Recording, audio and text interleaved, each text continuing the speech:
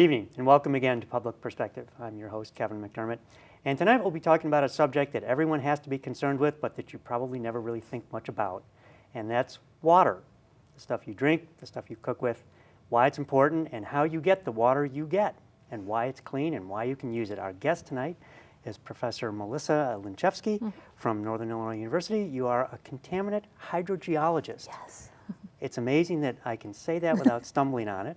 So now that I've gotten past that hurdle, let's start just by talking about what that is. What is that field and why is it important? Yeah, so contaminant hydrogeology is the study of how pollution gets into water, specifically groundwater. So hydrogeology, most of us drink groundwater. I mean, unless you're in the city of Chicago, you're drinking Great Lakes water. But a lot of rural communities, a lot of the western suburbs, you're drinking groundwater. And so I'm just fascinated with how pollution gets into that water and then how we can clean that up. And I would assume that probably a lot of pollution can get into that water, right? Yeah, a lot of the activities that we do on the surface of the earth get into ground. When it rains, that recharges back into the ground, and that can get into our drinking water supply. You can also have natural contaminants that are found because of the rocks and the minerals that are inside of the Earth's surface. As that water goes through it, it can pick up those contaminants. So things like arsenic is generally not polluting in the sense of somebody dumped arsenic. What it is, it's the natural rocks and the materials that are there. So we can have those issues. But I've always wondered on that subject, so if there's something in the natural environment anyway, even arsenic, which obviously is poisonous, but in the amounts that it trickles into the water, and this must have been going on for millennia, so why would that be considered a contaminant if it's part of the natural environment? Well, we consider, like for myself, a contaminant is anything that is besides pure drinking water that causes detrimental health. Yeah, it's not H2O and it's going to hurt you health-wise. So anything that is a pollutant, even if it's naturally occurring, it still has a toxic effect on our bodies. So in DeKalb, we have radium issues, which is a radioactive isotope that we remove from our drinking water supply. It's naturally occurring. No one dumped uranium down and caused this problem. But still, it's a contaminant. It's not something that we want in that water. So we kind of lump everything that is detrimental to health as a contaminant. So you probably know from reading the news,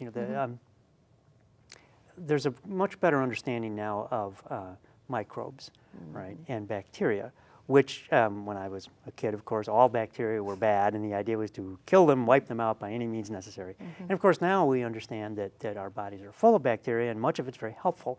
In fact, without a lot of it, we wouldn't be alive.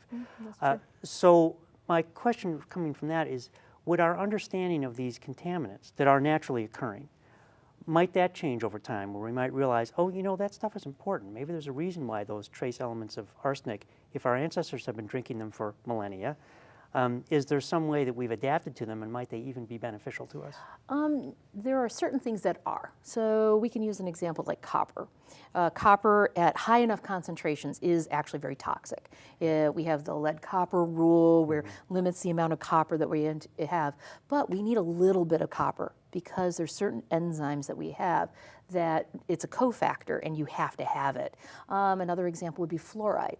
Fluoride, the state mineral of Illinois, is fluoride. And so fluoride is fluoride we add to water. So at low levels of it, it's good, it's beneficial. It's one of the best public health things we've ever done. For very few cents, we've added fluoride to water. But if you get too high of a concentration, then you start to get fluorosis, you start to get teeth problems, you start to have muscle problems, you start to have problems.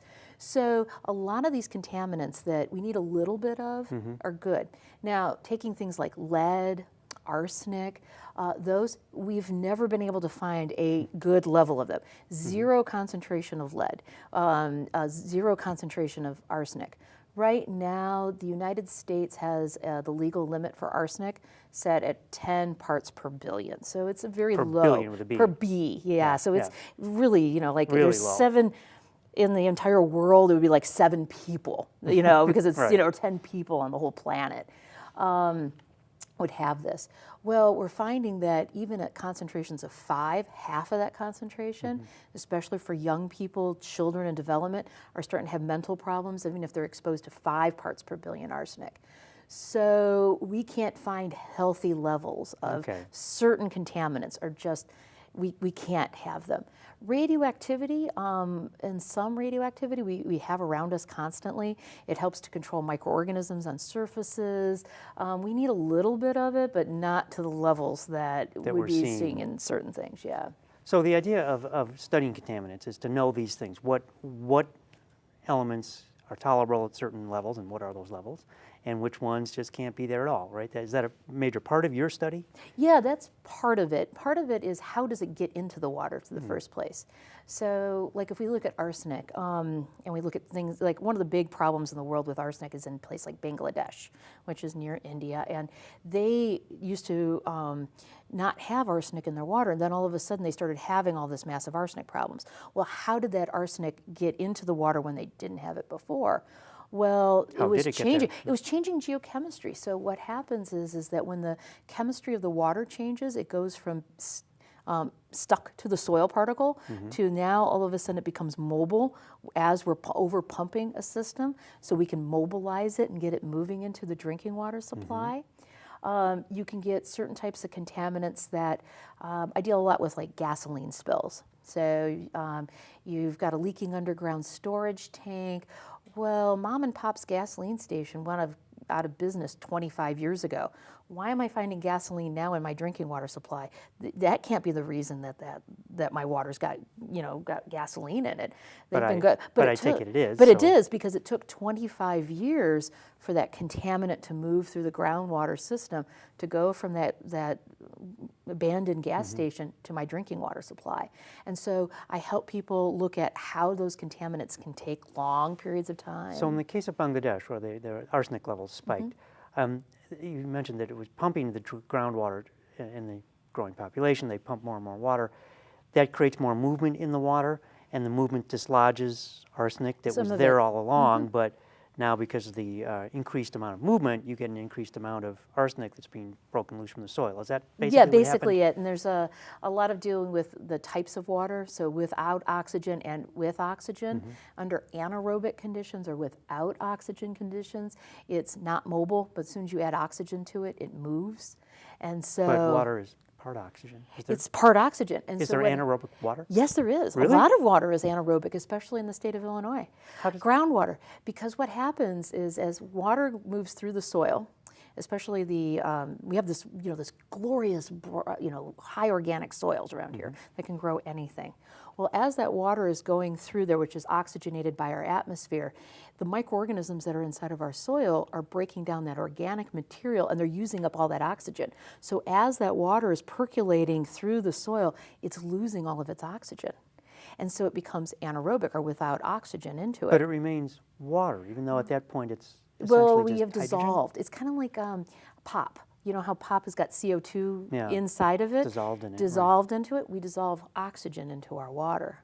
And so there's you can get 8 milligrams per liter of oxygen inside of water, just naturally, if it sits out like this. And then if you get less than 1, then it's considered without oxygen. Okay, interesting. That's fascinating. I would never have guessed. I would think that H2O, that O of oxygen. No, those are bound together, and so that H2O, that's one molecule, and then we have oxygen O2. In addition to the it. H2O. Yeah. Oh, okay. See, I should attend your class. I'm learning all this stuff. Yeah. Well, it's the same thing like with methane. We can get methane gases inside of there. That's why we have hydrogen sulfide. You know, when you get that well water that smells like rotten eggs, that's hydrogen sulfide gas that has been trapped inside of the water. That's an example of anaerobic water. So we can get that, especially shallow systems around here. A lot of shallow groundwater systems will have hydrogen sulfide in it. Now, when we were talking, you pointed to your glass of water over there, which I want to point out to our audience that even though these glasses look the same, they are in fact not. Yes. That this is bottled water, and that's straight from the tap. Beautiful tap water, yes. Which I will point out to our audience, you insisted that this should be tap water. So tell us why. Why? Well, we live in a country where our tap water is the best in the entire world. I travel around the world, and we have great water inside of here. We started doing bottled water quite a few years ago, and I think we've all been sold a bill of goods. We all think that this is so much healthier for us. It doesn't contain any of these contaminants that we're talking about. And so these companies have sold us that. But most of the time, bottled water, a lot of times it's just someone else's tap water. We pump it out of the ground, we put it into bottles, we ship it to you, and you think that it's protected and you think that it's better for you because we know water is essential to our lives. So when you get that bottled water, if it's not regulated the same as tap water. Tap water is regulated by the EPA, and Protection Agency, and it's tested multiple times per day. It's looked for all these levels of contaminants to make sure that they're not there. Wow, your bottled water, if it's bottled in the same state in which it comes, that it's sold in, it's not regulated by anybody except for if there's something in that state.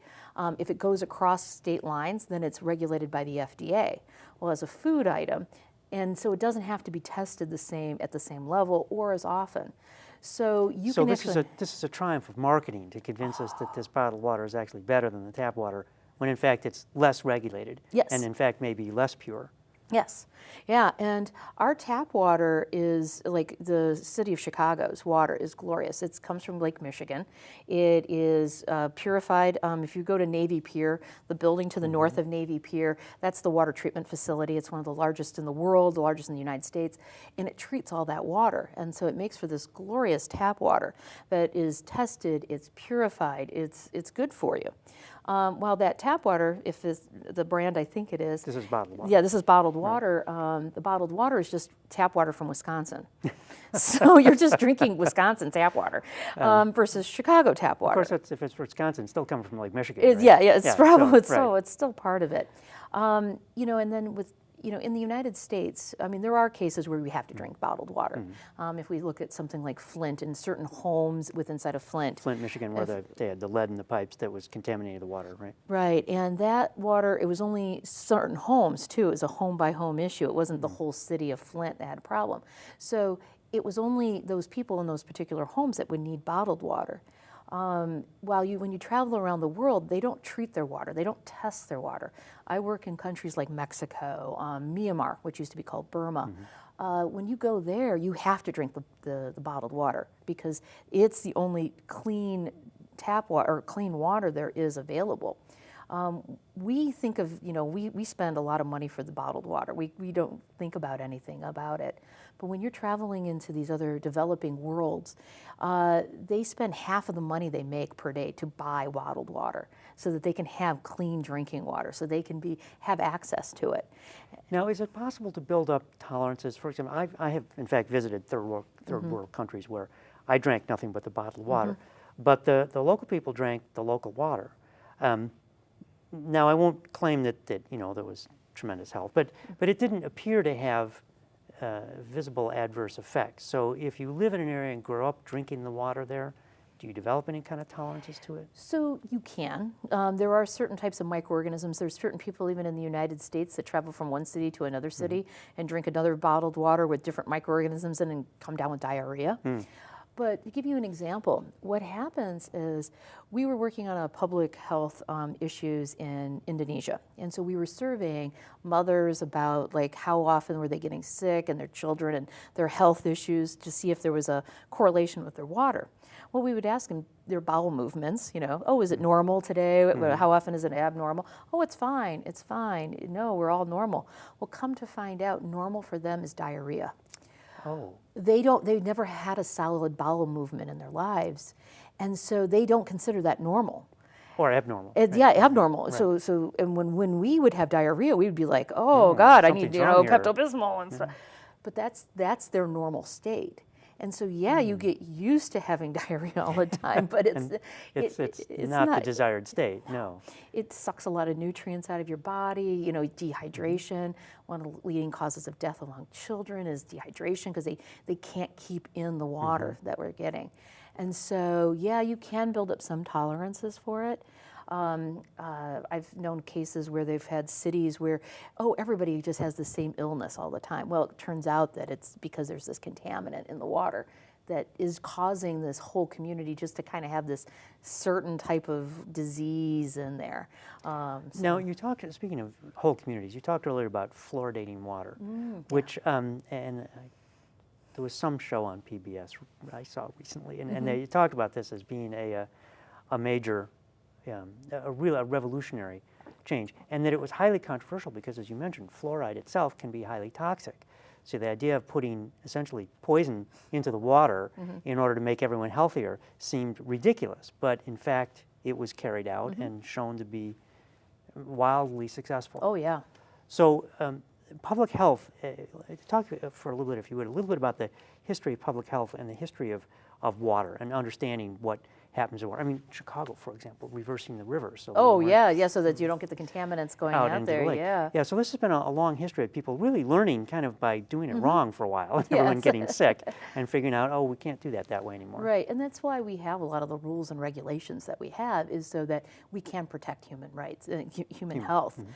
So when we're talking about, like fluoride, that was started, I mean, the first town to have that was Grand Rapids, Michigan.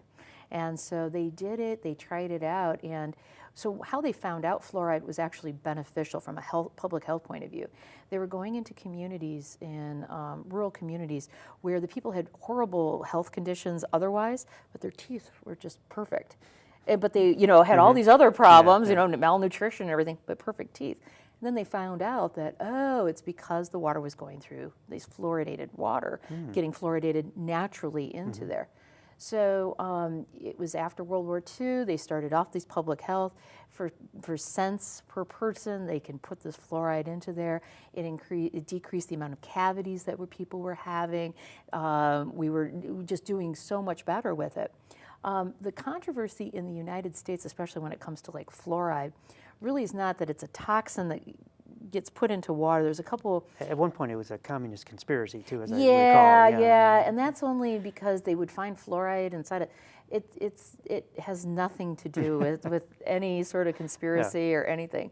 But a couple problems with fluoride is, so we have in the United States what's called the maximum contaminant level. So you can look these up. The federal government sets a maximum level that all contaminants can be in water. A state can do better than that, so less concentration, and a community can even do lower concentration than that. So the maximum contaminant level in the United States for fluoride is 4 parts per million, or 4 milligrams per liter, okay? The World Health Organization, all health professionals say the maximum level you should ever have is 2. 1.5 is probably, anything less than 1.5 is best. Between 1.5 and 2, but less than 1.5 is actually beneficial, and you have to have at least above 0.7, 0.5 to 0.7 in order to get the health benefit. So there's an optimal range, but it's a very tight range that you really should have. So why do you get these discrepancies? Like in the U.S., 4 is considered safe, and the World political. Health says it's 2. It's political. There was communities, because it's very expensive to remove fluoride from water.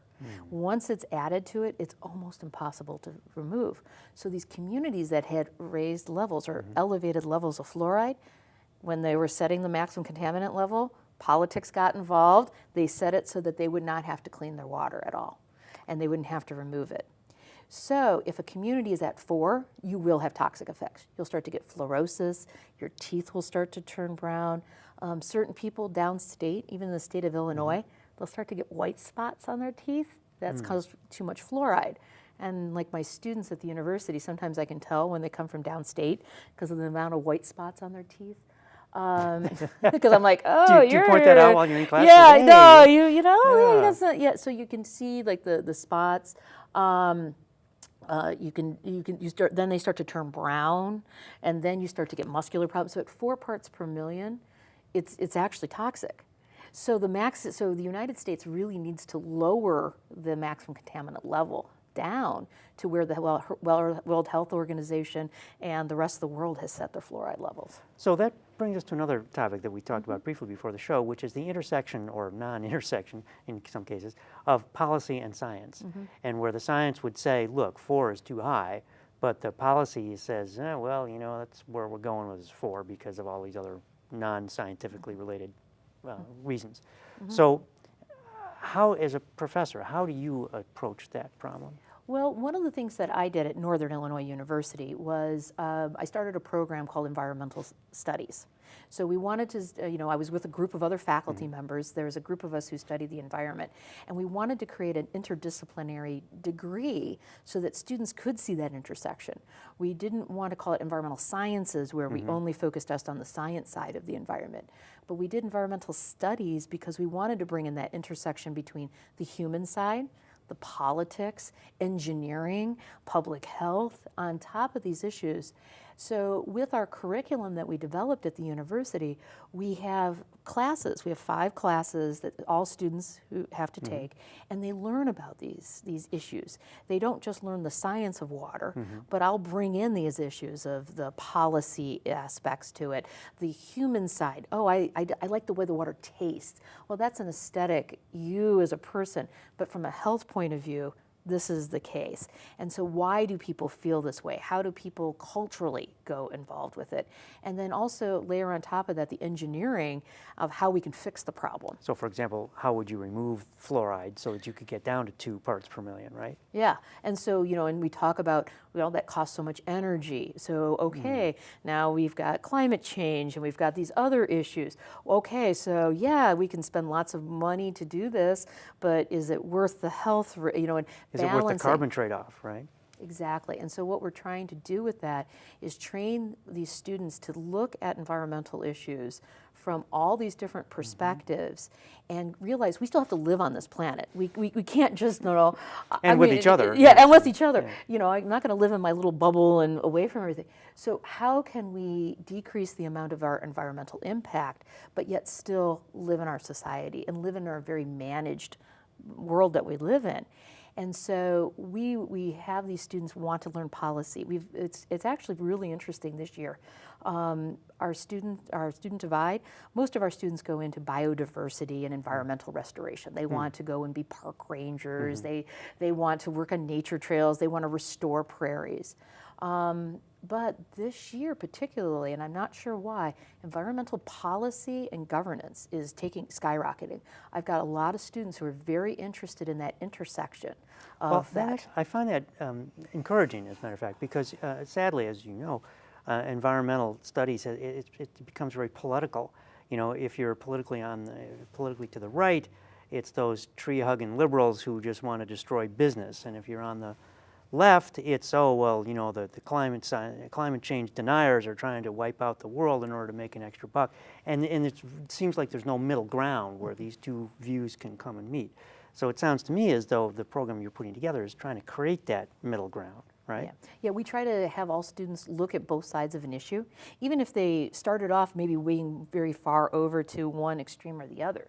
We force them to understand the other side, see that other side actually does have certain points that actually are correct and are valid and important to understand, so that they can see everything and it's not as simple, it's not as black and white as a lot of other majors. I was talking to some of the other faculty and I'm like, yeah, in a lot of majors there is a correct answer. But environmental, it's like, it's a balance. It's a balancing act. And it's always interesting when I do shows like this or talk to people and they ask me a question, I'm like, well, it kind of depends. And people don't like that. Especially from a scientist. Yeah. It's like, oh no, there should be a scientific answer to this, right? And I'm like, no, it's like the flora. It's somewhere between this and this, and but there's this whole politics, and so I'm having my students this week do work on mineral resources from around the world, and what happens if something comes from a conflict country, and what are the policies about that, because businesses still need certain elements in order to create the products that we want. But what happens when these products are coming from an area where they don't have any environmental rules and regulations? Right. I work in Myanmar, which is got lots and lots of mineral resources, and they've been isolated since the 40s. Well, now all of a sudden they've opened up. Well, now all these countries are trying to get into to do these mineral rights, and they don't have the environmental protection rules set up to keep the environment clean. And it's a developing country, and there's suddenly this opportunity for what could be great wealth, certainly for some people, and so you've got all this economic pressure to move in this direction. And in the environmental pressure that says, oh, wait a minute, let's rethink that. I can see that that's a built-in conflict, right? It's conflict right there, and how that impacts everything. So one of the things that I've been very proud of is this program, because I want students to be able to talk away from that. Because if I can train hundreds of students a year into to be critical thinkers about these issues, to be able to understand fully not just the science, but the policy and the engineering behind it, maybe one of them will be able to come and solve some of these problems. Maybe they will be the next generation that comes in and can fix something. So I'm very hopeful. So I'm usually talking about really negative things and how horrible the world is. And everybody's like, how can you stay upbeat and cheerful? And I'm like, well, because the next generation is going to try to address this. Yes, and they're going to help it. And I'm educating them so that they can go on and do this in the future. Yeah, I'm sure you know there's a theory that the greatest resource is the human mind. And so whatever problems we see are ultimately solvable. In fact, the name escapes me. An economist back in the 70s wrote a book about called The Ultimate Resource, and he had a bet with one of these doom and gloom guys who was talking about, by the mid-1980s, everyone will be starving to death because we will have run out of everything. Right. And this economist's contention was that no, we don't run out of anything important, because if it does become a shortage, we figure out a way to use something else. Right. And so it seems to me that that's a similar approach that you're trying to tell your students. It's like, look, use your brain power. I can't tell you the answer. I don't know the answer. But that doesn't mean there isn't one. Right.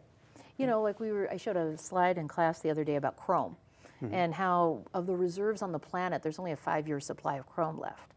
And my student says, well, that figure's from greater than 5 years ago, but we still have chrome. And I go, yes, exactly what you just said. We found ways to not to use up our reserves. We find different ways of recycling.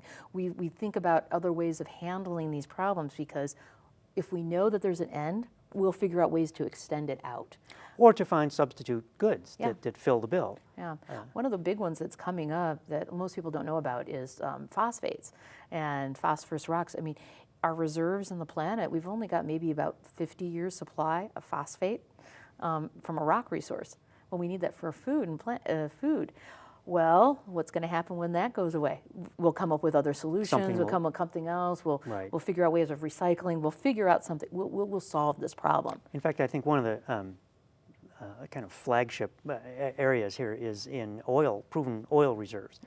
And despite all the oil shortages and all the shocks and all the scare, proven oil reserves continue to rise around the globe. And so, we often talk about peak oil, or we're going to run out of oil, and yet the amount of proven reserves seems to be higher now than it's ever been before. So yes, there are all these elements that come about that make you either find new resources, find ways to extend the life of something, or find ways around it. Right. And so I think that's part of the problem with a lot of people when they've done the doom and gloom, is that when their predictions don't come true, people discount them completely. But the thing is we need those doom and gloom people to alert us to these problems. Otherwise, we won't find ways to solve these problems and find ways. We need to say, okay, when somebody says, well, we're reached peak oil and we're running out, well, it's a call to action. It's a call to action, and we need to solve these problems. I mean, oil will run out at some point. If we continue to use it the way we use it. Exactly. But if we don't, because we really need it for everything else. And we don't need it just for transportation, but we need it for the medicine that you consume and a lot of other things. So we're going to find a way to keep it going, because we need that. But we need to balance it. So I can't think of a better way to wrap up, and believe it or not, we're already out of time. Oh my, wow, yeah. So we'll just have to have you back again in the future. I can talk about a lot of different things, so just let me know what you want to talk about. I'm sure you can. Oh, yeah. Right. All right, well, thank you, Melissa. It's been a great pleasure meeting you and chatting with you tonight. Yes, thank you so much. And thank you for joining us once again on Public Perspective. I'm your host, Kevin McDermott. You can find us every Saturday night at 8 on Comcast Channel 19. And you can see us on the web as well at publicperspective.tv. So until next time, thank you and good night.